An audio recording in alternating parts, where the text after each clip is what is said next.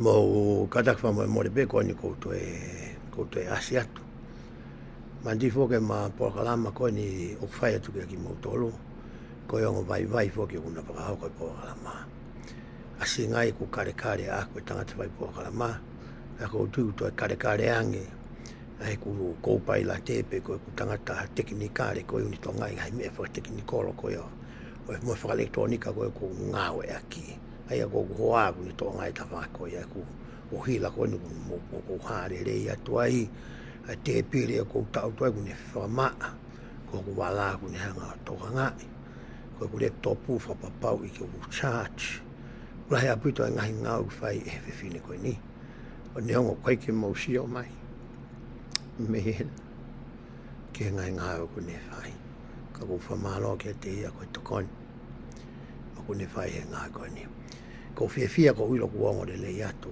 e tau programa ka ne nga te fo bia ia o kamata me mo ai ka ki to la via ka Joseph Knight te kamata be me vai ta tolu ai te ula watu ai vesi ono valu ko ia o historia so samita ai ko ia ko vai olo aki pe ai na ma ke fai atu ai pe ai ngawe o iri tohi pe heng mahina na hoko ki ai ko me tau tama luahi ma na nofo foki hawa o liwa kautere hawia pe me palamaila fai fononga mai na mai mo Samuel Samita o mai e ke apia Josefa mo ema na nofo nao i harmony Pennsylvania i he whama koe au mātua ema a Isaac Haley pe ana whakataure sa Samita fo e kai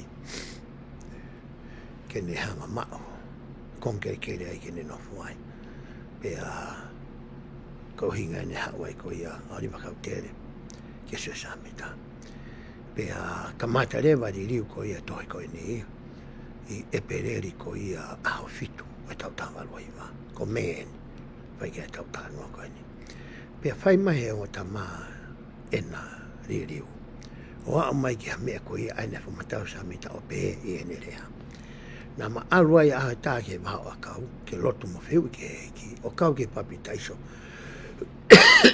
ke fa more o ia nga ai na ma ilo halau ki ai hono liriwa ngai pereti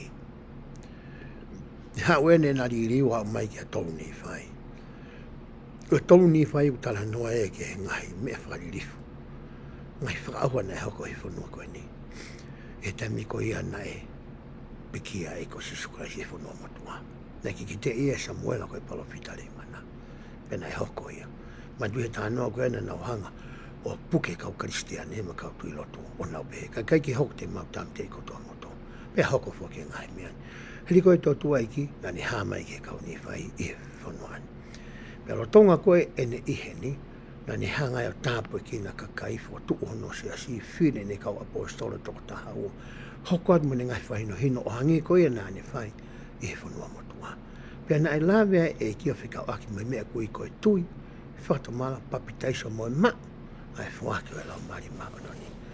Ai aku i loa ia koe toka te rine o kalaisi, pe koe ngahi uraki te fito i mo oni, o e ongo o le leo si sukaisi.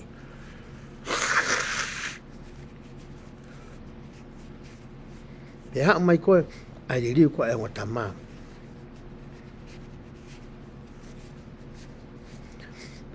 Ki he foi konga koe ia.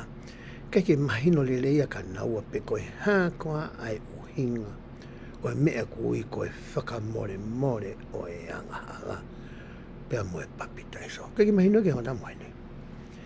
Ne ongo nana i loi koe tuutu uni moe ngā ue me whatungia moe ngā whanau anga teki naua. Ke na whiinga i ke osi a hono ri riu o e tohi koe ni. Ka nea toi mahu i ngā ange ki a sosea sa me tai mo li wakautene. Ke mahino le rei ki a ki naua. Ai mea koe o na lau. Ai mea koe na e hoko. Ma mone lau e kau tangata tu mai ia le whapitania. Koe whi ngau ina na whai ue si e ua. Koe completion, koe mahu inga tahai. Ka ne te mahu inga ki o tama a comprehension. Pe kono mahi noi. Koe ngai mea koe ni. Koe nā mai pe ke konga koe ni o hangi koe na whai ki mua ngai konga lahi ki mua koe ke mahi no. o whai le vai whi hui ki he eiki.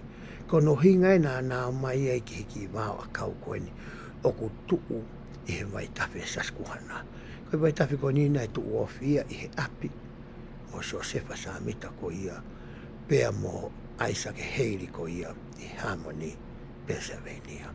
Hau ko te lau ko ia AVC. Aia nā mailo halau ke ngai pe lolotonga e mawhai pehe e nā lotu. Mo lotu mo hui ki he eiki. Nei aruhifu tala whekau mehelangi e he au o e māma pehe i he ene hiri whaki hono ni mā kia teki maua nā ne whanofa aki maua o pehe. Koe tāria ki he lotu ko ia na ana whai. Koe o mai o ha angelo tauhi na me whahai e taha. Koe tāri koe lotu na e whai e seo sa mita koe ki mua pe haori wakau te re. Koe o mai ha angelo tauhi mei mahamani tamana e poto tamana e ako. Ai ako ori wakau te re ke tukoni ki ai i henga. I riu ko ia e tohi. Haore wa tala whekau ko e ni. Pena rewa he hata whekau hiri hono ni ma ki he ulu o e ongo tangata ko e ni. Raki kamata mea e Joseph Samita. Pea ori wakau tere. Pea koe mea ni na e rea aki e he tala whekau ko e ni. Koe ngahi rena e tō mai mi hono whafonga. Hiri koe ne ai hono ni ma ki hona olo. Nane pehe mai ka teki naua. I he huafa o e Misaia.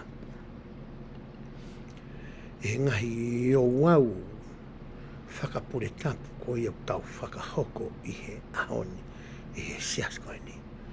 Ku pau ke tau ngawe aki i he kamata anga, pe i he ngata anga ai huafa o e Misaia. I he ahoni kona whakatuutuu ko ia i he ahoni, he maapopo ko ia ngai whakatuutuu e siasi, o tau toki whakaosi. Ai o wau, i he ngā aki ai huafa o e Misaia.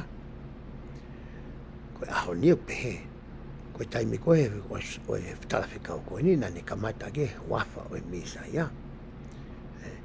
Koe mea mahu inga taha i he ahoni he maapopo ko e siasi, ko mai mo tūtūni whau. Ka pau te whanofo hataha ki halakanga i he pure tapu. Te ui hono hingoa koe tō tāko ia. Te u talanga rewa whakahae mawhai kou whakahoko aki ai o wau. Pe osko ia pa wahe e tō tāko ia ki he o wau ki he whatongia. Pe koe lakanga whakapuri tapu koe ua manake ne mau. Pe osko ia pe whakmangai tapu pe whakaosi he wafa si sokalaisi. Wafa Misaia. Koe ke lea ene whai koe talawhikau nane peang. O kou fuaki ki a teki moua, a hoku kau ngā tamai o eiki, ai lakanga whakataula eiki o Elone.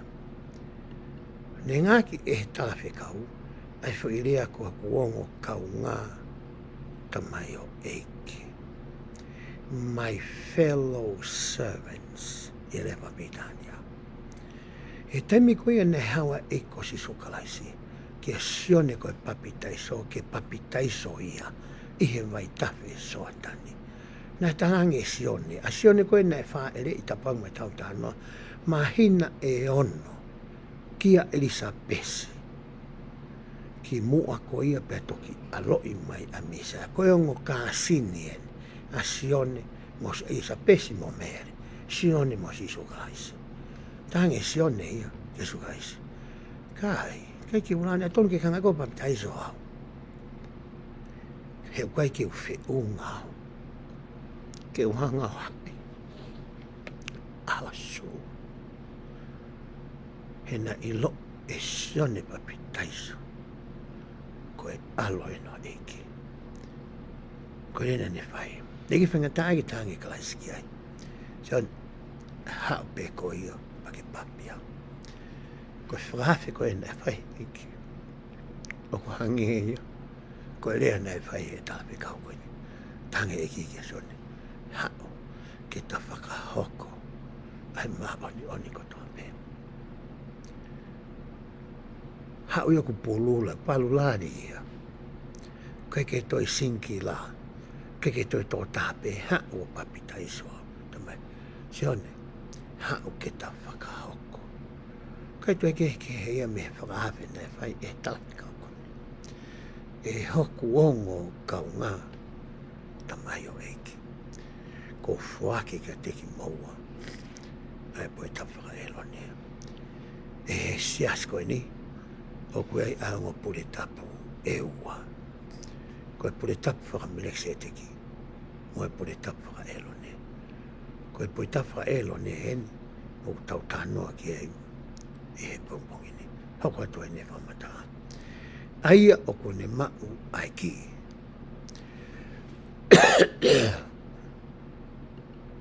Tangle sio ne la kanga.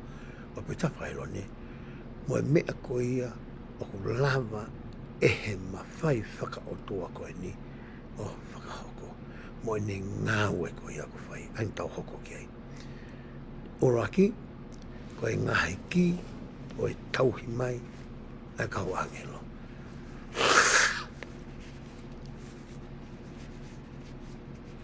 Ko hono wa, pia moe ongo le lei, o e whakatomala, pia moe papitaiso. Ko whai mea e tolu, o mai koe ke whai e he pure tapu, whaero ne.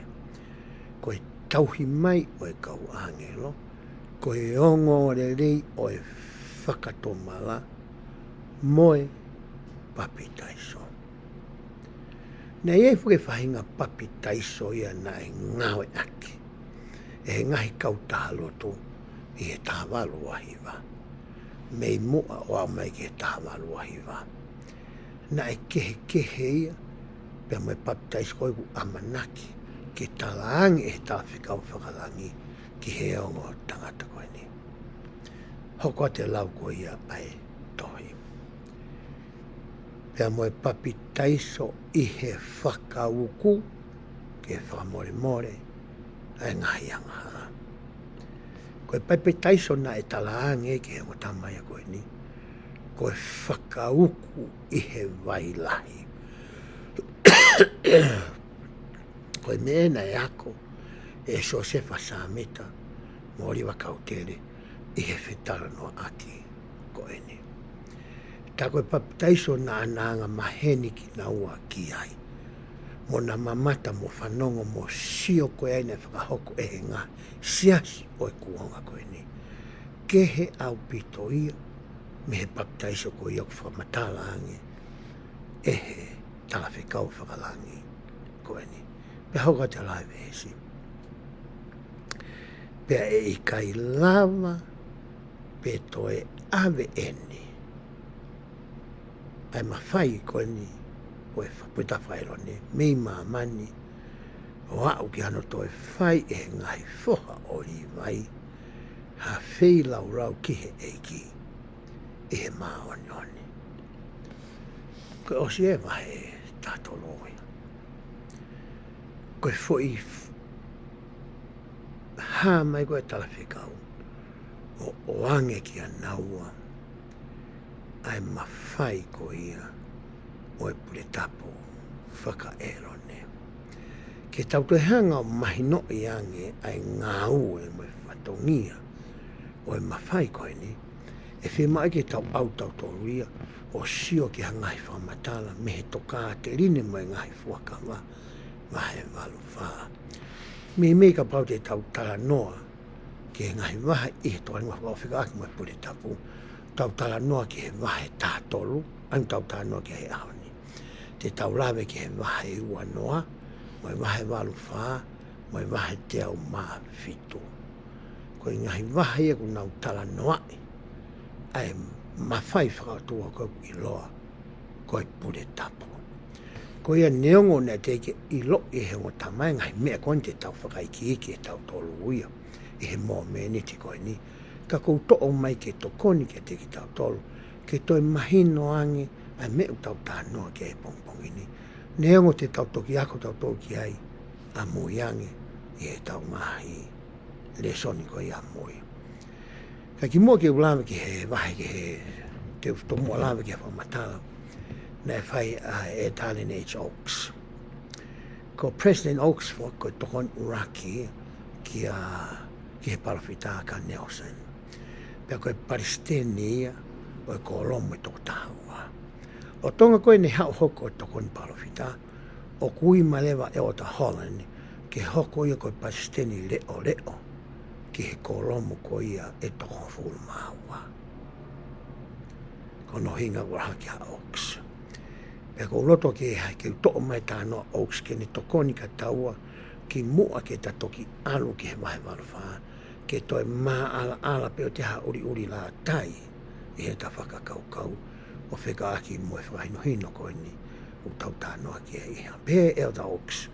Pea mo wha more pe ko uto'o mai me lefa Britania. O algoe ke lefa tonga i he koni whenisi o ka topa ta hiwa malu. O kui kai ke asi ai hafa matala whakatonga ia kia e o ta Oaks. Ke asi mea mea pehe ia ai. Ko ia ko to'o mai me he lefa Britania. Pea ko roto pe ki u whinga i pe kule leitaha. Ki u hanga whakatonga i atu kia teki mautolu. E rotonga hao mo mea mai ki ai. I he rea whapitana. Nei behe he tangata eiki koe ni. I he taimi koe a nāko ke i si i ai. O hinga lawa e o ta Oaks. He ka pui tawhaka e lo ne kuangi ke he tau whanau tangata koe a ki tau tolu. I he waha o e tau tata. Ki he tau tāwaru. Koe ni ihe unau mao. Ai pui tawhaka e lo ne. Hoko te tānoa e palawhita, e ton palawhita. Tami nau ke si i ai, nā ku whakakaukau toku au o pehe. Koe tauhi mai koia o e kau angelo, na e uhinga pe ia, o ka pau e hā mai ha angelo kia te au. O hange koia u hoko i he mōme niti koe ni. Koe hau ha angelo, kia Josefa Samita, mori whakautere. Na e pehe e Oaksia, koe uhinga pe ia, o e fo i rea ko ia. I he rea koe na e tō mehe ngutu, o e angelo koe e tāwhika o koe ni. Hoko atu e ne whakamataa, nā ne pehe. Nā ku hanga e he ku hoko ko ia, koe ki i mau pore tawhaka e lo ne. Nā ku whakapapau i pia whakaukau, wahi kai peke ha taimi ea. Te usio ai au ki ha angelo. I he ene pehe na aku whiwhiri lewa o whakakaukau. Koe hā rewa o ku o mai ai hā mai ai angelo. Koe hā ene kaunga pea moe pure tapu whaka elone. Koe mene tau whangatua moe talavo koe ni. Ene mai pure tapu koe ni. Iro e kai peke hā mai hā angelo e ki ai. Sai, ka paureka ki hā maha angelo ka te au. Koe hā rewa ai kaunga ai pure tapu o ko hanga mau mo e tauhi mai a kau angelo pia mehe langi. Hoko atu ene whamata. Rane pehe. Ka koe tauhi mai a kau angelo, ko ha mea ia o kulawa pia ke whakahoko, ta e lava ke tau sio ki ai. Ai ko no ai mahino wa fuangi. O kai ke whakarangata pia ke hā mai ha ange o tāwhikau ki a te koe. Koe ke ngata pia ki ai. O kulawa pia ke whakahoko ai tauhi mai a kau angelo ai. Ta e te ke sio mata koe ki a angelo. Hoko atu ene whamata perewa ia. Koe ngahi pōpuaki ai kau angelo ia. E lava pia ke o mai e hareo. E lava pia ke o mai i he eku whakakaukau. E lava pia ke whakahoko mai ki a te au. E hangahi whetu utaki ki hoku ata mai.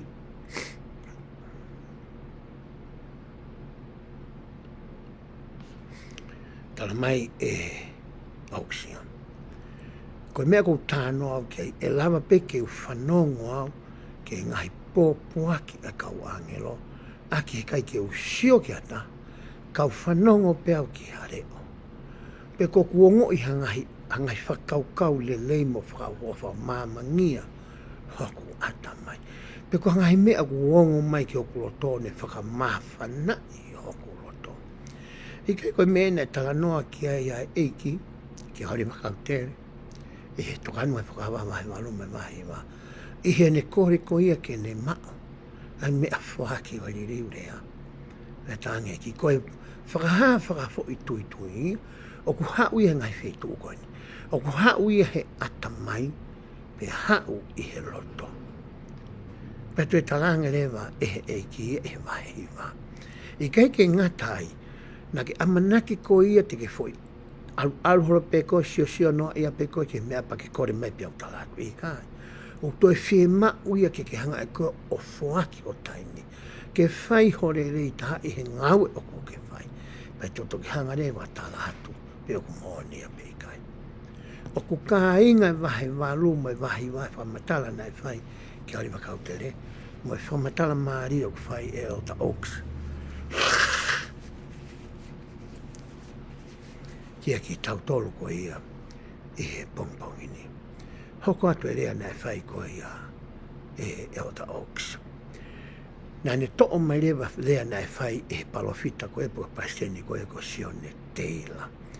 Nai pehe rewa Sione Taylor ai o mai ko ia e o ta Oaks ki a kohe. Pea moa.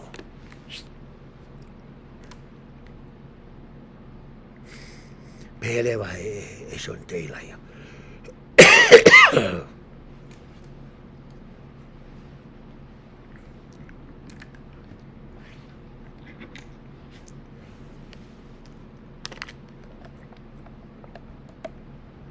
E John Taylor.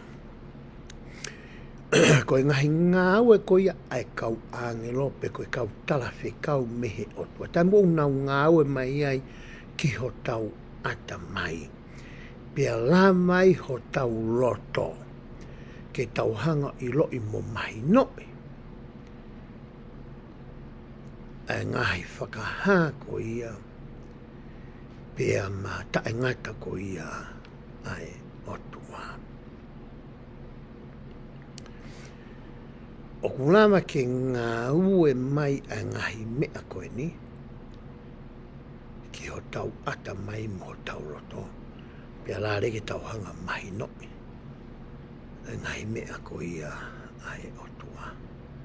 Pia hoko te whamatala ko ia a Oaks.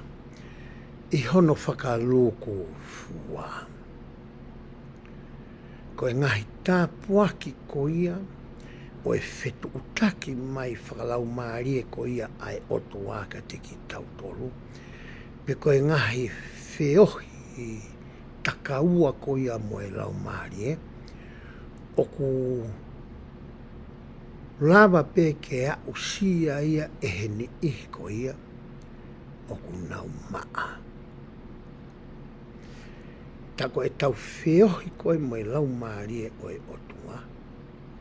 Pe tau ongo ko ia a ngahi wei mai ngahi whetu taki a lau maari ko ia. O ku toki lava pe ia ke hoko ki he ni i. O ku nau teuhi tauhi ki nau tolu ke whiunga pea mo tau. Pe hoko atu e nerea. O hange ko ia na e whamatala e ki mua atu. O ku makatu unga i he pure tapu whaka elone. Ahono whakahoko mai ai a ngahi o wau ko ia o e papi taiso. Pea mo e sākala meniti. Tako e ngawha mo e whatongia ia o ki nau toro. O ku nau maa e pure tapu koe ni. Ke nau whai papi taiso. Pea nau to e hanga tāpua ki a e sākala meniti. E au sāpate. Hange koe ni, ko au. Oku iai foki hoku whoha ia o oku. Oku maupure tapu e rone. Hui he taimini ko e teu kau mātua. Ko inga kono tau motua. Ka kono pure tapu totonu ko e taura ekisi. Pea koe rewa e ne whanau tangata. E taimi koe nei a wai ke tau papi e whanau tangata koe ni. O kai ke lava e he tamai ia, o papi nau tolu. Ma tui fōki e kai ngā honu aki. Nau tala atu koe ngai whamatala koe tala noa kou to'o pe me mo ui. Kou to'o mai ngai tala noa o kulelei o mo o momo oni. Mai ngai tala noa ngai me o kai ke loko sai e ke whanongo. Ka koe mea moni u hoke whamire oko. Ko hungo ke ne lava papi e tamai koe ni. He koe ke whiunga ia. Ke ne whakahoko ai o wau koe ni. Ne ungu ne mau e ia. Ai pure tapu. Ko koe ke ha mālohi e pure tapu ni mau. Hange pēha pua huila. O whaa pēha mea rere. Koe whamoia tōka ke moe mea rere. Ko ke mōre mālohi e mea ai. Ko ia ko aure vai ko whakahoko e au. Ai ngahi o wau koe ni. Pēha reo ko mō puna lahi oko. Ko osi ta o mau pure tapu taura e kisi. Pe taimi koe ane alhake whangita mai ki he ke tau papi. Ta koe koe ke toi whiunga mai mō puna ia koe ni. Ke ne whakahoko e ngā ue. Koe nei toi tō mai pe mo ia ki a te au. Kai taimi u tau iaha tau whanau pe wha mō puna ku nau maa puri tapu taura ekisi. O tau oange whainga maari e koe ka teki nau tonu. Ke nau whakahoko ai o wau koe ia oe papi taiso. He koho nau whatongi ia. Whakahistoria e ka nau tonu. Pe nau tupuraki he ngau e koe ia mono exercise. Ho nau pure tapu. Pe to e sai ia ka tau tolu. E ngai kui. E ngai mātua. Ai a koe mea e kuhinga ki ai. Ai tala noa koe ni. E sāpai te tau ratu koe ki he lotu. E tau tautu koe whai lotu koe e kaureka. Kau tara isi unau tautu me mua he sā meti. I lalo rewa e kau tiko ni. O koe ke nau tō lai whiunga. Kua mai ha kau ako naki ke toko ni ke teki nau tōna. Ki hono teu i ko ia ke tāpua ki. Mo tuwha sā meti. Pehe e o ta auks. Koe whatongia o e kau tangata koe ni. Whanau topu koe ni. Kono hanga whakahoko e ngahi. Yo wau whakapure tapu. Ai a koki nau tolu o koto tonu. Ke nau hanga whakahoko. Pahoko le ni lau pehe. He tau whakahoko ko ia ai o wau e papitai soma saka meti. O hanga e he o wau e wako ni o whakamaa e tau ngahi anga la. Me te ki tau tonu. Kai ke ngata no whakamaa e tau ngahi anga la. Kai mai mo e palo mesko e ni. Ka paurewa te tau tauhi e tau ngahi fuakama. Te tau mau pe a hono lau maare ke a te ki tau tolu. I he taimi kotoa pe. Koe me e whai he whangita mai koe ni. Na hanga o mai ha o wau ke whainga maaria ke whakamaa ai ki tau tolu. Pea la vai ke tau mau ai ngō fua, ke tau maa whiohi ai lau maaria, ke tau whanongo ai, pea mō we iho tau ata mai, pea ngō iho tau roto, ai ngai pōpoaki ai kau angelo, ai au whakafau mai, i he lau maaria, maa oni oni. Hoka te lau ko ia, ai, ton pawhita. Pērewa e he ton pawhita. Ai a koe tauhi mai ko ia ai kau angelo. O kui kai ke ngata pe ai, ai fo i tala noa ko ia. Ka kuto e kau ai, a hono mao ko ia pe koe lau maarie, maa oni oni. He o kurea ai kau angelo ia, ihe maa rohi, o lau maari maa noni. Pe taimi koe o kunaurea ai, o kunaurea aki e fola a kalaisi, ua ni whai, ngai tolua, vesi hono tolu. Ta koe mea e koe ke taulawa ko sio ke nani tala noa ki ai. Koe tahi mai ka angelo ko ngai e ua. Ko haa tau sio ki hata angelo ta whikau o haa. Ura kia. Ua. O koe ke tau sio tau tō ki haa angelo ta whikau. Ka tau o ngō i pe e tau toria a honau reo. Mahi no i ho tau ata mai māmangia. Pea māwhana ho tau loto. Ihe mālohi o lau mari maani o tau mau. Tā koe fo i mea e ua ko ia o kuna tatau. Kuna kou hand in hand. Na whetaki nima ai ua fo i mea e ua ko eni. Koe o nā ke pehe e ko ia. Me mahange tau ako i ke tau whanau tangata ko ia. O nau mai pui tau whanau ne pe. Ma si e tete. Te usio a whe ki ha angelo. He ku tala mai ki a te au. Ko mai pui o ku mao e maroi. Ke tauhi au he kau angelo. Pake ako i ke mea kum tala mai e o ta hoax. Foha. O kui kai tohe ke ia.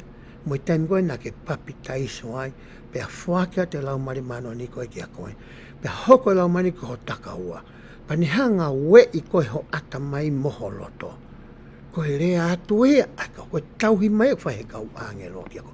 He ku rea kau angelo i he malo. A lau mari mao ni. Ko mana si i he ku ilo i hanga koe e tau whiohi mo i tau whanau tupu. Pe ka pau ki ha kau pisope ku whanonga mai. Pisop manonga tokon kau pase seki ku nau whanonga mai. Ngai tamai koe ku whanonga mai kau eti vaisa. Ki kau elone.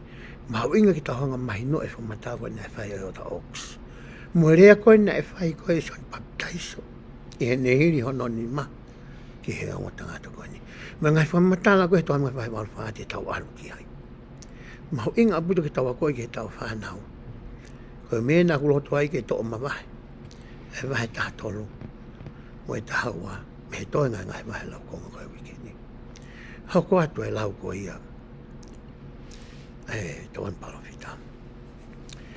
Ko ia o ku pehe tohu pe ki a ki mou tolu ko ia. O ku mou mau e pui tapa e lone. O ku mou whakahawa e mou tolu e matapa. Ki he me mipa ko toa pe o e siasa si sukulasi. Aia o ku nau kai a sakala meniti i he nau whiunga ke mau a sakala meniti. Ke nau mau ai ai fia ko ia o e hoko ai lau maari e maa o nani ke lau maari ai o tua. Ko ho nau takaua o e tauhi mai e kau angela.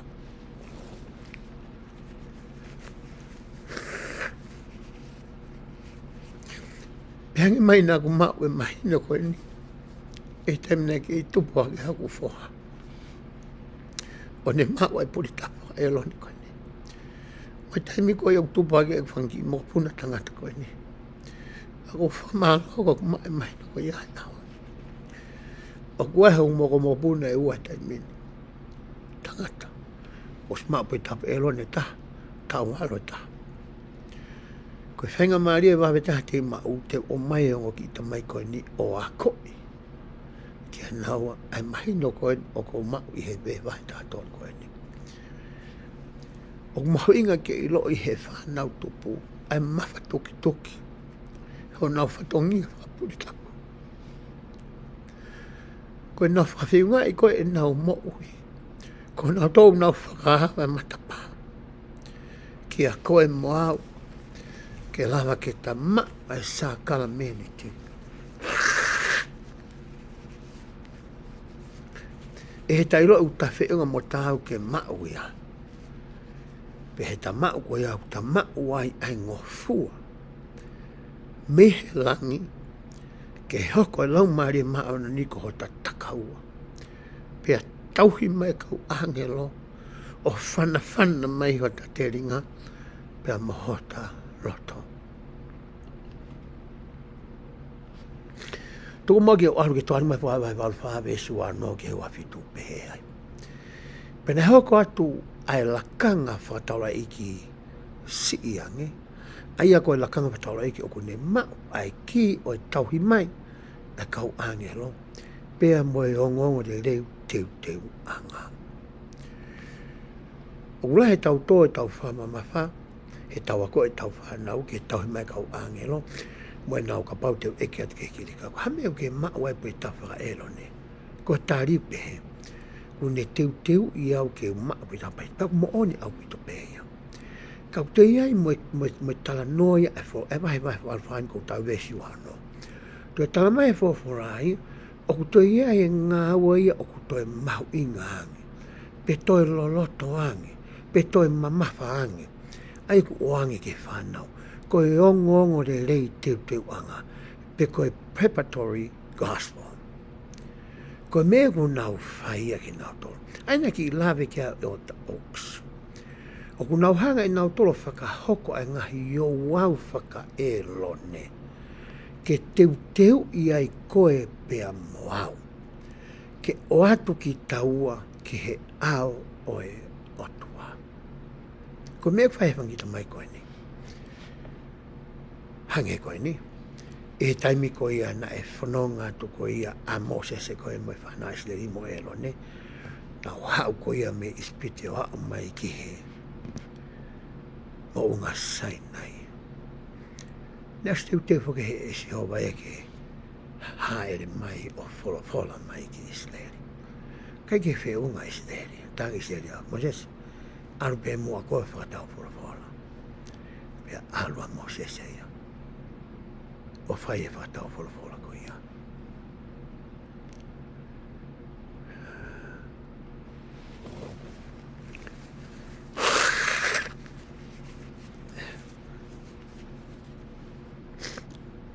Ia whoki mai a Mosese. Pea mo uilo i maka. Na e tohi ko ia hene. Ni mai o siya maa.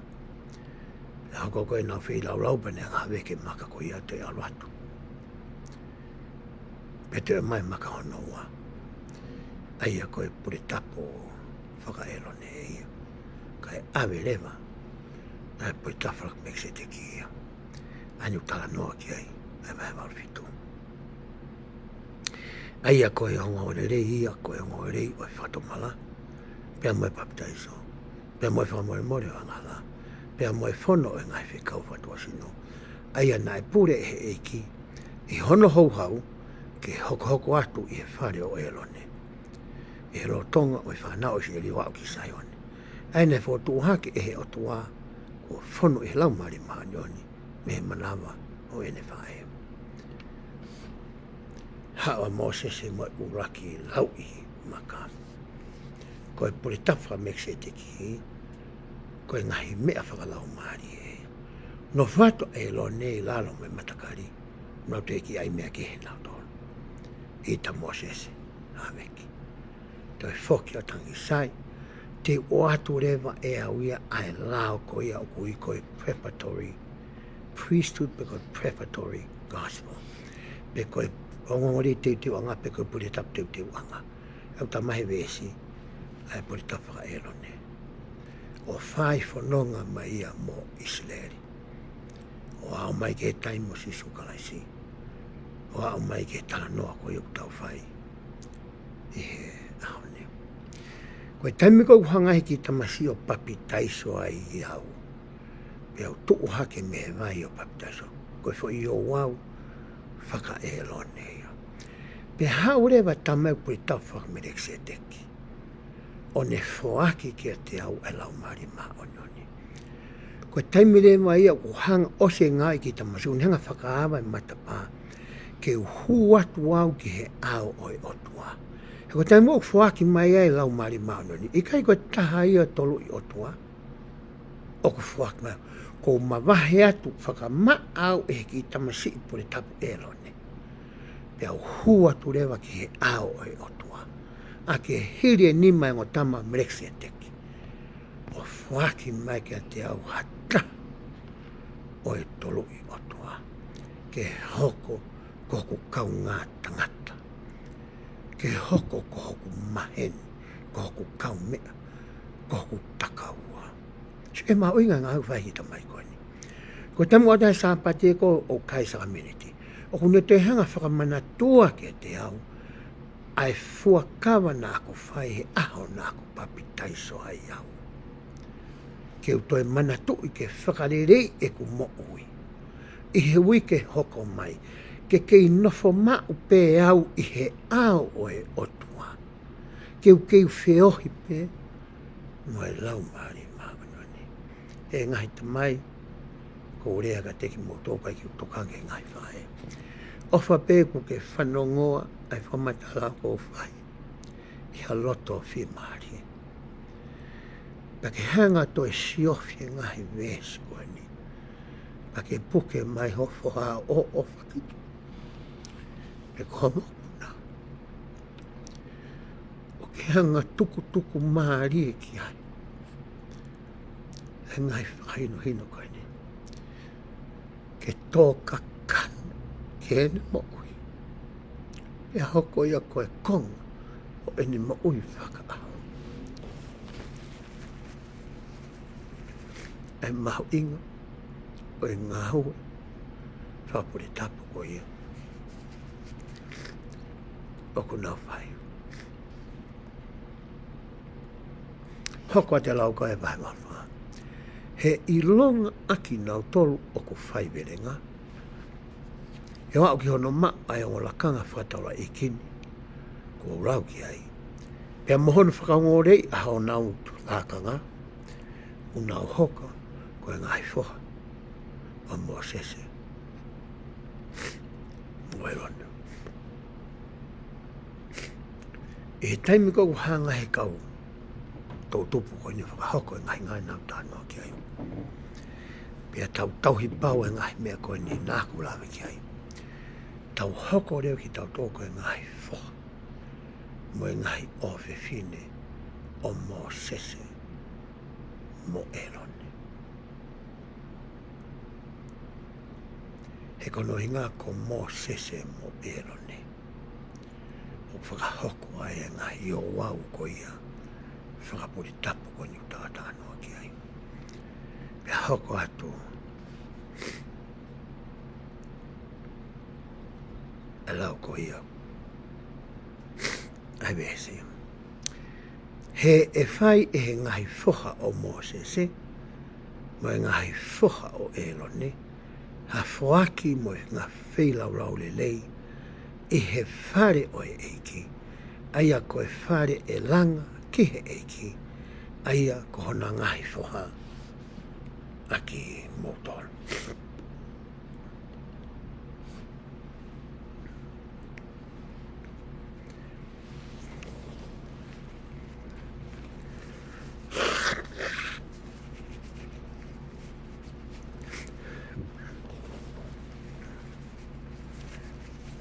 Mo kataki behe.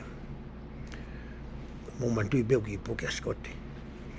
Pea ku neonga beu ki mega tau whenga peke ose tau pokalama. Ko taha e ngahi mea ku eke i koe mea koe pea mo he ta hoko koe a koe whoha. O e rone pea mo Mosese. Pea ui ki tau tau koe ngahi whoha koe a o rivai.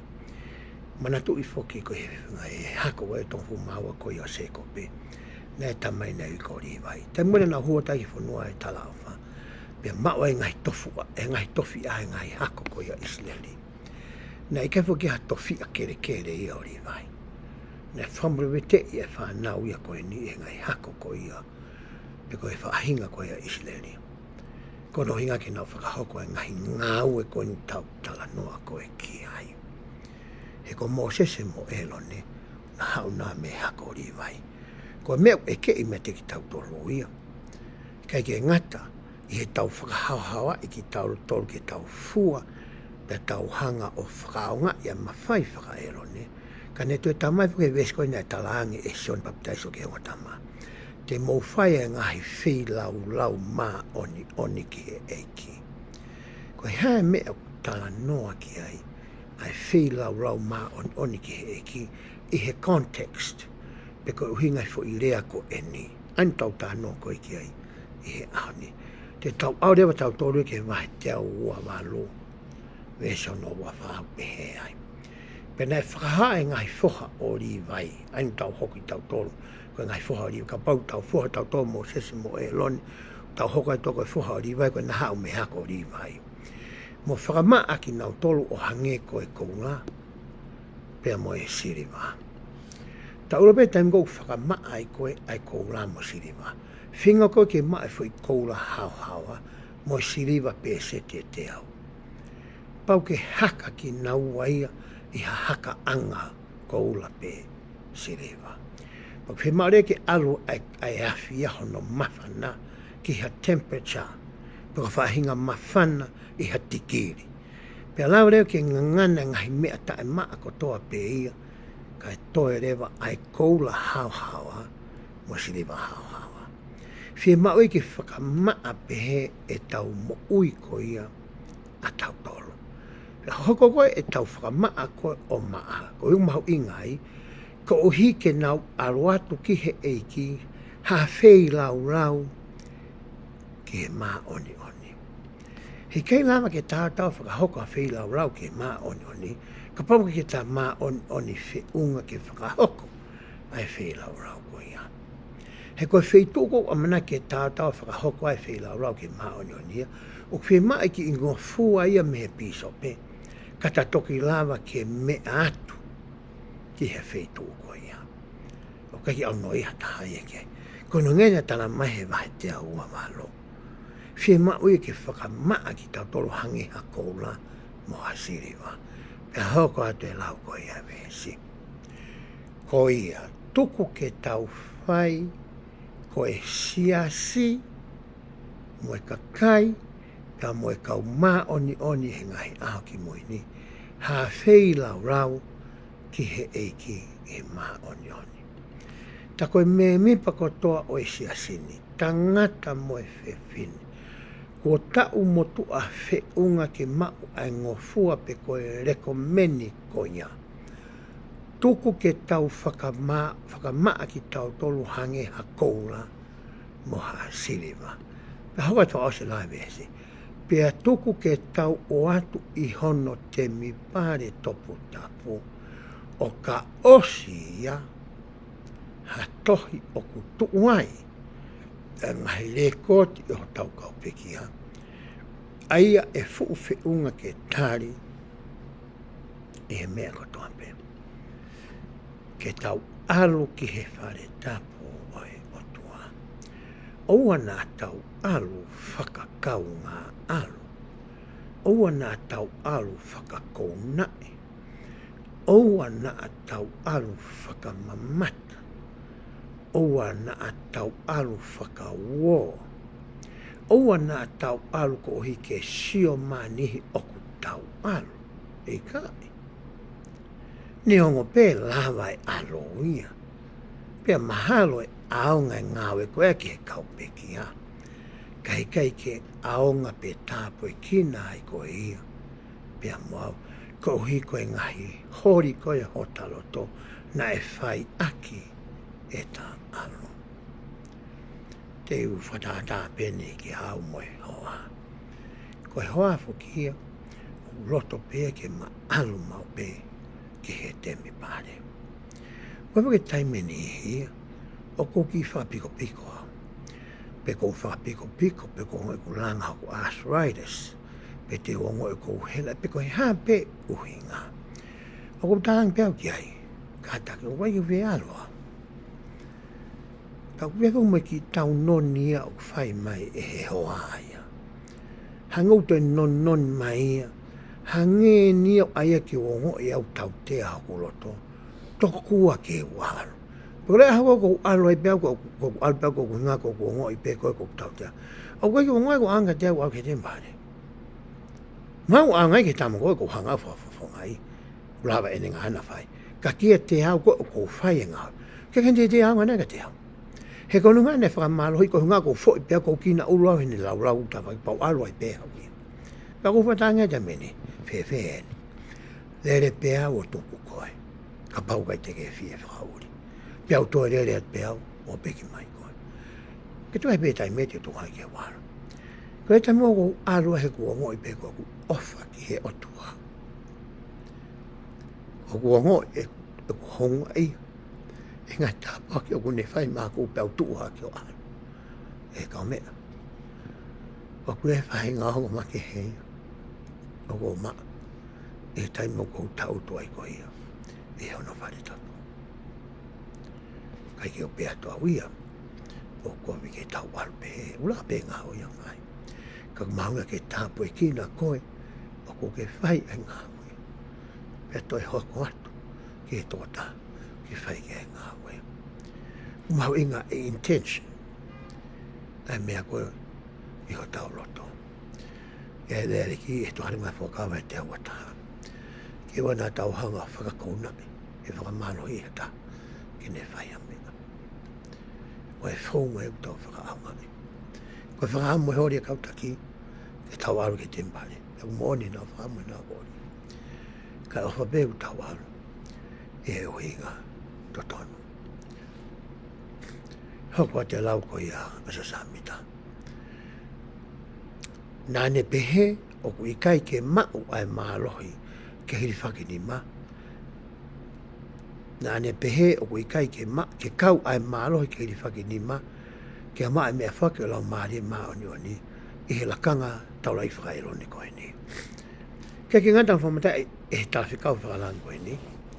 Ai mea koia mo e ngā ue o ku lava e he mawhai whakatua koe ni o whai.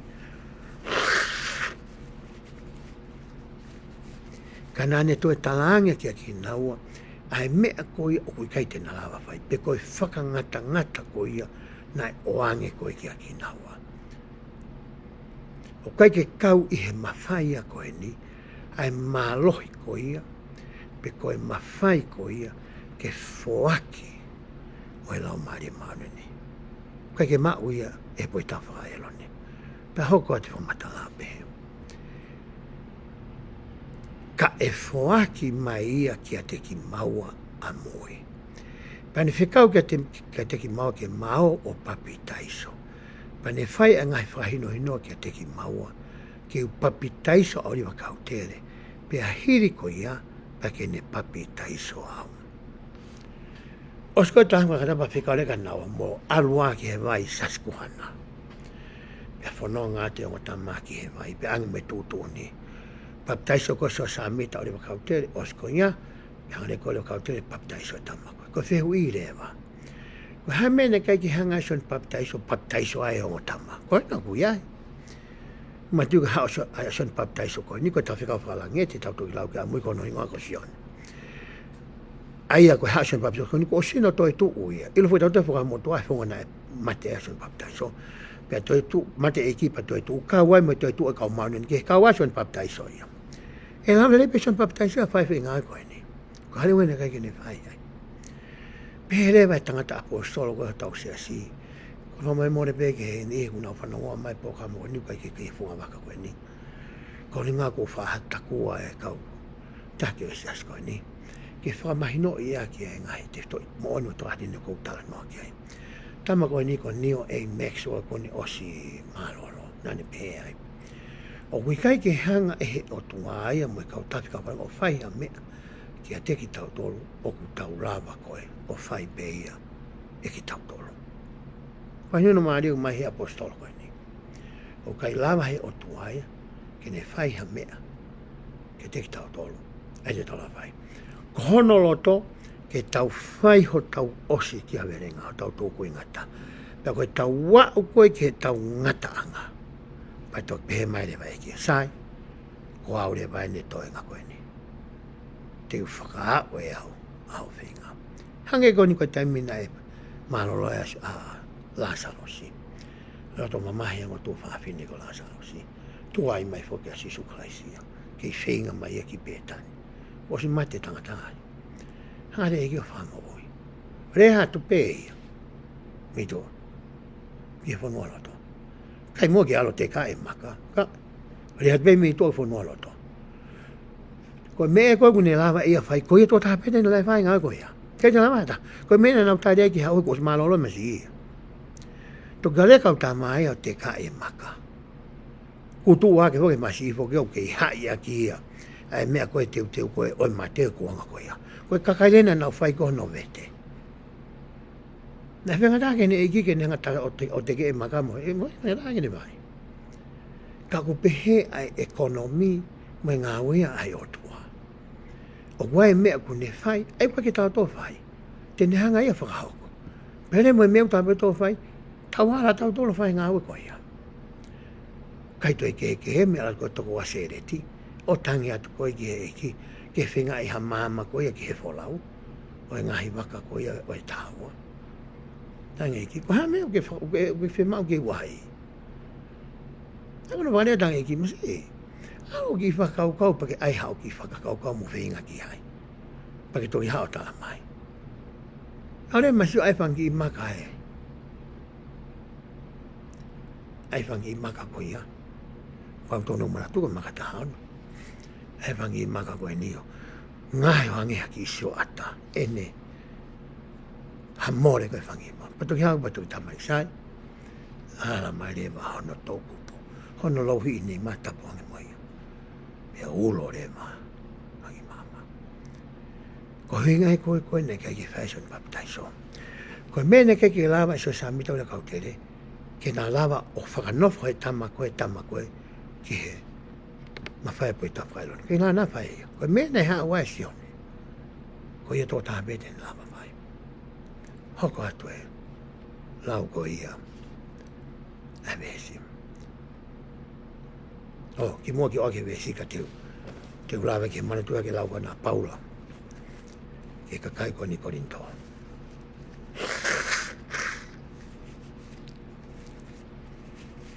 O whekau aki pia moe. Moe mawhai ko ia. O pui tawha meste ki nani pehe. Atua ni a Paula mo Apolosi. Nā atua ni ki Korinto. Whetauraki moe ni he me mipa ko ni siasi Korinto nane pehangi. Pea ne pehe e Paula ke teki nau tōna. Ko mō mai lau maari maa no ni talo ho mōtui. Pena nau peke tia. O ke heke te mau whanau, pia kuai halau maari maa nioni. Pia ta Paula ia. Ika ere Paula ia ke hoko koe me mipe siasi o tunga. Pau ke whakakato koe fo i konga e ua koe o i koe sini koe ke hoko koe me mipa o siasi. Kono papi taiso koe, pia toi maa mea whake lau mai. Pia ta Paula, ko mō mai lau maari maa, pia mai kata maa ia. Haka meu ke tala noa ki hai. Koe hai lau maari maa ni koe na ko ke whai mai hai ho whamatala. Teke mau whanau matoha mea behe. Koe tari ene whae kau tangata koe ni. Pea hau koe te lai behe. Pea behe ka teki nau tōru. Pea ne mou papi taiso ki he ha. Pea nau behe. Ki he papi taiso asione. Pea toki behe e Paula. Koe mōne papi taiso aki e sione a papi taiso ki wato mala. One behe ki he kakai. Ki he kakai ke nau tui ki a te ia. E muhami mui ke te ia te ia, aia ko se soklaisi. Tāngi e son papitaiso. Sai, e Paula, sai nā mō papitaiso, tā mamu tōmu papitaiso papitaiso asio nei. Koe konga pe e tā, homo hoko me mpau. Te keke mō me mipo to e sias koe ni. He ku ose asio nei, pa toki haurewa kala e sia moe mawhai e poi tawha mekse teki. Ke o atu ka teki mō tōru. E lau maari maanoni. Pe hau rewa laua Paula. Pe nau whanongo e ni nā ni papitaiso i he wafa. Pe he nau whanongo e ni nā nau papitaiso i he wafa o e eiko si sōkalaisi. Pe ku hori whake ai nima o Paula ka teki nau tolu. Pe hoka teki nau tolu e lau mari maha noni. Pe nā nau rea aki e ngahi rea kehe. Mo nau kikite. Ta koe i kue sini ko ni pe koe e kuesa koe ni te hoko mi pe se asi. Koe papi. Koe whuake lau mai. E ne whakahoko e Paula ki he kakai koe ni.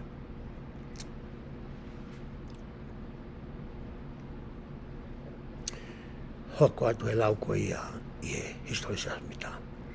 Koe ia nā mao ai pia ma papi taiso. Nā kulaki papi taiso ia. E hiriana ni papi taiso au. Hiriana ni rifaki hoku ni ma ki hoku ki hono. Nā kurifaki hoku ni ma. Ki hono urua whanofo i ke lakanga tau whakaelo ne. Pea hiria na hiri whaki hono ni mā ki a te au. Pea whanofo ki langa tau whako ia. Pea nai pehe ai anga o e whekau ki a te ki maua. Osi koe e nao ko o whahoko papitaiso. Nai toi aluha ke, toi hangare so samita hiri hono ni mā ki he ulu. Rio kaute o toi whoaki ki ai ai lakanga whakataura e ki. Pe osko e pa te whaere ka te mea tatau. Pe pere samita i he osko whae lea ai whae vesi. Koe mena e tō uni koe son papitaiso ki a ki maua ke whae. Heri koe na sanga be son papitaiso o whaaki ki a ki nau. Ai ai puri tawhaka ero ne. Pena toki o whae papitaiso. Ka mena na toi aia e ki nau a. O kui kai kia whakahama whamatala ia ai. Ai whawhala ki ai. O kia i pē ngahi whakatu whakaukau me ngai tawha aki e kau tangata skola ko ia se sing. Ia o pē kia kau taki mua tau se siwa na ngai whamatau he matala ki ai. A Gordon B. Hinckley. Pea koe tari koe nei whaisio sa mita koe koe i laloi o se vesi. O kai ke nenga I lo I hono uhinga. Ko me pe mai no ke ai, ko me na fe kau I koe. E son papitaiso ke na fai. Alo ek mana tu ke tan ko na kapusia ia atamo I mengo ko iteni. Pia tutu ne me se o ka te na atamo I te mo kai ai ma I ka kawa ho mata. Pa te mo fai hanga I fe lau lau. Ke a te au ko si hova ko mo tua. Pa te mina fai ai ko ia e atamo I na fe lau lau. O wale na ata ha to e angelo ia. Ko fiu na ta angelo ki atam. Ko ha me o ko fai fe lau lau ai. Ta atam ai. Ka be ha misa ka o inga ta mari. Ko ki mai mari ka te ko ki honga mai no. Ka ko me a pene ko hanga au fa papa ui. Na fe kau I mai e o tua. Ke fai. Pe ko talango fua pe au ki ai. Pe hanga le he angelo o whakamatalai. Ki a atama. Ai o hinga. O e whei lau tutu.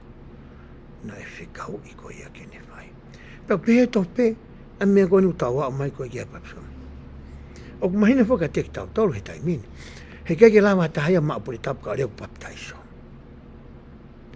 Ko hinga na o anga son paptaiso ka nawa. He keke lana whai paptaiso kia ki nawa. Ta ete na mao, ai ma. Ai ma whai ko e puri tapu. Ko e whamatai ni tō lai. Osko e nā mai, whekau ke nā whakawhe me tahi. Ko me ane whai koe I he ahoni. Ko e papitaiso pe mai tamasi I o whakai ai puritafa ne o ka pau o tau whiunga. Kene mao ai puritafa ka elo ne ko ia. Hoka talai vesi fitoa. Nai tala mai e he tala whekau e ia nane a ahi mai ka teki maua. I he taimi ko ia mo ne whaka teki maua na kangatau I ko e ni.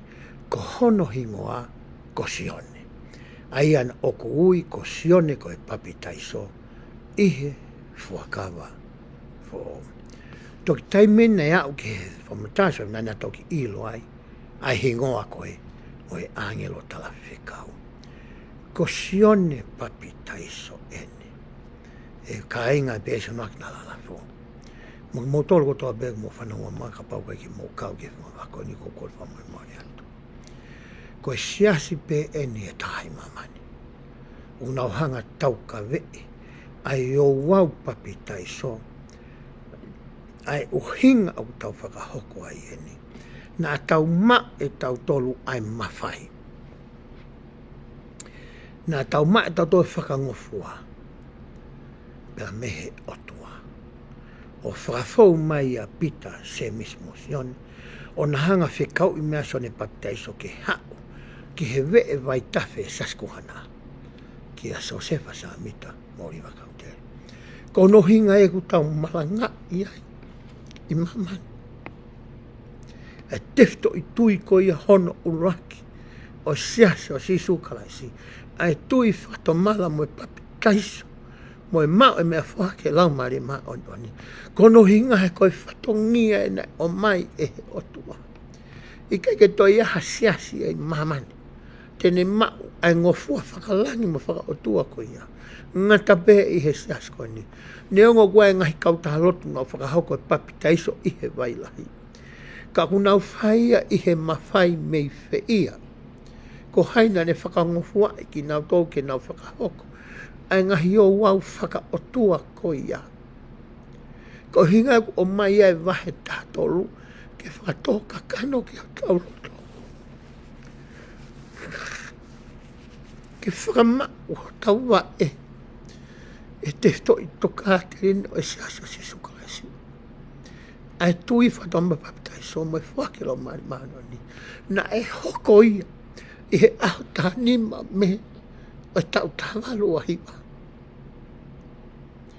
O ko whama oni au ki ai. Kono hinga e ko asia toa he bongbongi ni. Ke watu hoku re o whakatama soni papitaiso.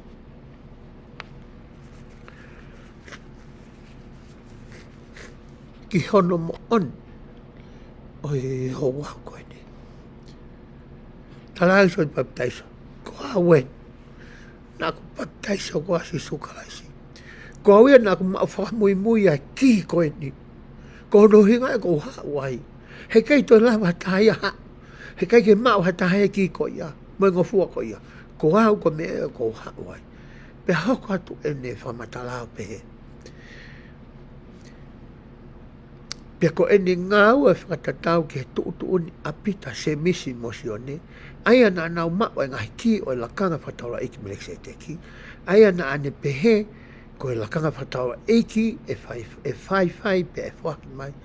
Ke teki maua. Pe e ui au ko e uraki kau mātua o e siasi. Pe e ui a oriwa kau te ko e kau mātua hono wa. Kono aho hono honfu manima o me tawalo hiwa. Na e whakahokfua, nofo ai, aki maua i he nima, o e tala whikauni, pia baptaiso ai, ki maua. Tāna e hao son baptaiso ia i he maru o pita se mismo sone.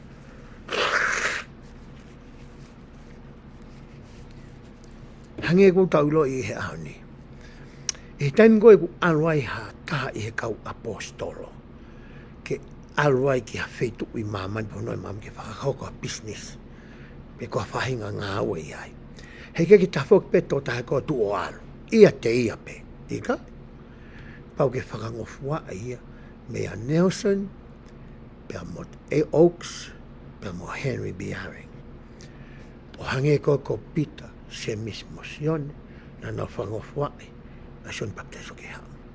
O ku mau pia mā opo pe he, ai ngā ue ia ai o tua. Ka ki tūpea tahe o alwhaha mea. Ka pai hawa tā whaha conference whaka steiki, e ngai steiki o sai o ne. Pau ke mai whangofua koe me koromu, o tō tahawa. O kai ke tafok pe, ha tahe o hao me o lunga o whakahauka conference. Pe he toh pe, ai hao ko ia asi o ne. Hoka te lau ai vesi. Pea ne aruhake pe me he mai, he hino na baptaiso, na he hoke a te a ngai fuutapo ki la lahi mo nau ia. Me he mata mai whakahe mani. Na hiri pe baptaiso le wakautere, na tō mai ke te ea lau maari mahano ni. Pea na ne tuu hake mo kikite, a ngai mea lahi, e mawe ne hoko. Pea koe taha, na hiri pe baptaiso o ia, hok baptaiso e ia, nā ku mau foki ai lau maari o kikite. Pea ku tuu hake nā ku kikite o kau ke tupu hake e sia sini. Pea mangahi mea lahi kehe nai kau ke sia si. Pea moe tou tangata koe ni. Oi whanau a tangata. E whakapito aki maua aki ai lau maari mahano ni. Pea maneke neka ihe o tua o homa whamaui. Osko e hona baptaiso. Whakawhonu e o tangata koe ni e mālohe lau mai. Pea kamata ke na kikite. Na mau whakahaa pea na kikite. Koe whehu i rewa. Na eanga whe na kikite ka paune ke na mae na uia. Ai mea whaki ko ia. Ke whaki anga tahe lau mari maoni wani. E palomes koe na e whai e moro nai ke teki nau tōko toa pe o nau tata. O nau whi ilo ke mooni tohi moro mona. Na ni whai e palomes koe ni. Hiri koe ho ako ai tohi. Pea ka pau rewa te ke whehu i kia te au. Pea ku mooni ai ngahi me ani. E hanga e he lau maari o whamoni i ki holoto. Neong o te keike ke mau e koe. Ai la fuaki o lau maari. Te ke mai koe lau maari maani oni. Koe ngā whaia mo e whatongia o lau maari maani oni. Kune lama ke ne hanga we i koe. Ke whaiha mea kulelei. Kau kai ke la vai a nofo whiohi mo koe. Ka pau o ku te iki ai. Ka pau o te iki ai ke hoko koe. Koe me mipa. Mahono si asi. Nai osi koe ni nai whakawhonu ki naua. E he lau maari e pia na kikite. Pia hoko a te lau koe ia vesi. Westfit wha. Mo kardaki be he tatangi mai telefoni. Osi koe mea koe ne haa mai koe ne a soni baptais koe kia ki naua. Pena haurea nā mehe mai tawe e saskuhana ke toi hoko atu e nā ririu o toi mormona. Pena te ulawarewa ke mea koe ne hoka naua he osi koe a hona papi pena hato e foki mai koe ia ki he api koso samita ki hoka tari liu. Pele vesu wha. Ko hi ko hono whakamā mai a homa ata mai. Nei ka mata ke whakamahi no i mai ki homa ata mai. Ai ngahi fola fola.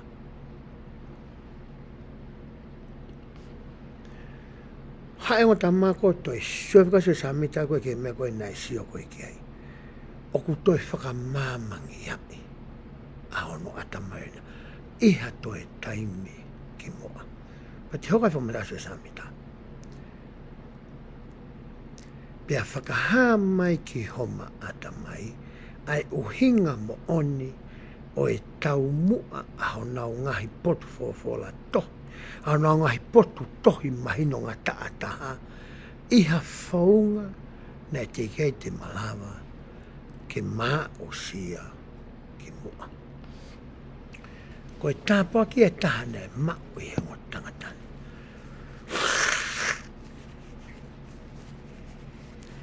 Nei whakamāmangi ai a hona ata mai. Toi mahino angi a ngai potu fola na e mahino ngata a. Kia ki naua iha toi taimi ki mua i he ngāue ko ia na ana whai. Whewhe rewa koe mo au ia honi. U ta mau e mea whaki ko ia o lau mari ma oni. Te mlahi e tau wako ko ia whawhalau tau pehe. Tau wako e whawhalau hike tau mau e mea whaki o lau mari ma. Ai mau e mea lau mari ma oni. Mea ni nei ka pati e tau furihi e le yangi. Ke tau anga whawhiunga i tau tō ke tau ma e lau mari e. Pe tau o mai lau mari e ke hoko ia o waka ua ma takaua ka teki tau tonu. E tau wako ko ia e tau lau kunga. Koutu e mahino angi. Ai ngahi whawhara ka teki tau tonu. Pe hoko te nau pe. Pe ne te giai ki ma whakakau ki ai ki mua. Kai lotonga e ni na e pau ke ma tauhi ke lilo. Ai anga o e mamau. Ai lakanga whataula iki. Mo homa papitai so. Ko e mea he loto whakatanga ku osi asi mai. I he wheitu nā manawhai. Nā mate nai whie tala noa e mea koe ni. Ka na e ako so sa mita le soni mahu inga. I he tā wānu anoa. I he mata mea haa mai nā ane mamata ki ai. Pe i he ne fia ke tala noa. Pe a wahe ia mo e kau taki whakalotu e taimi koe ia. Mo inihina nau pehe koe kāinga kau i he lotu. Nā ne tala noa e ai pia makatu unga no whatangai. Pana e palome sa mita. E mata ki tokanga au pito. Mo inihi koe tene wahe ka teki nau tonu. Ai ngai mea whakalau maari ko ke na moi. Ko mena na pehe ai ke na hanga peo. O pufu i pe. Puke pe kukuta pe i loto. Neung na mate ono fie wahe. Mani i kehe a ngai mea ko eni. E kāinga pēsio no ki nā lalafu. Koe osi ia. Koe wahe nā tolu. Pea moe historia ko ia. Oso se whasamita. Tuku mua ki whamāpopo aki. Ai ki konga si ko ni. Pea tau whaosia ki e whiawhene. E ngahi tamai. Ngai whae. Ai whanau tupu whanau mai e young men. E kau piso periki. E kau advisor. E young men. E kau pasen sifasteki. Tuku mua ke tau toi whoki o a koi. E tau whanau tupu. Ke mahu inga koia mo e mawha toki.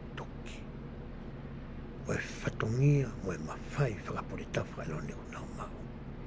Kai ke ngata he nau teu i ki nau tau ke nau whiunga. Ke mau e mawhai ko ni pia whiunga ke nau teu mau e mawhai maalunga anga mlekse teki. Ka nau ilo e ngā ue ko oangi e he eki. Ke nau whakaawa ngahi matapā ko toa pe. Ke kāinga lotu o e sia sene. Ke lawa ke tau aruatu ki he ao ko ia o e otua. Ke whiilo aki mo ia pa whitala no aki pia mo e otua. I he taimi kou nau whakahoko e ngahi o wau whakapuritapu ko ia. O e papitai so mo e sakala meniti. O ku tau mawai ai whainga maari e ko ia. Ke lawa ai ke hoko ai lau maari e mao ni ko tau takaua. Pe hange ko e lau na e whiau e o ta oaks. Tā koe ki ke tauhi mai ko ia o e kau angelo. O ki kai ke whakatangata pe ka te siomata. Pe whitano aki mua tawhika o whakalangi. Ka ku hinga ia ki he ngahi wei. Mai ngahi whahino hino. Mai ngahi lea, mai ngahi lea ku ongo mai. I ho tate ringa pe whamama ngeho ta mai. Ata mai pa mawhana i ho taloto. Mei he lau mari ma oni. O whetaki ni mai ai tauhi mai o kau angelo. Mai lau mari ma oni. Ke hoko mai ai tā puaki ko ia. Kono whakahoko mai ai ngahi o wau ko ia oi Brexit teki. Hiri hono whakamaa ki taua e he kau pure tawhaka e lone. Pata alu atu ki he pure tawhaka me se ki. Whakahoko ai ngahi ofa me se teki. Ke ta mawhainga maari ke alu atu ki he whare tapu oi e ki. O whakahoko ai ngahi ngaoi whakatohi o hoko. Ki ho ta kāinga kua mama o atu. I he tawhaako ni mo tawhaake taho e veri.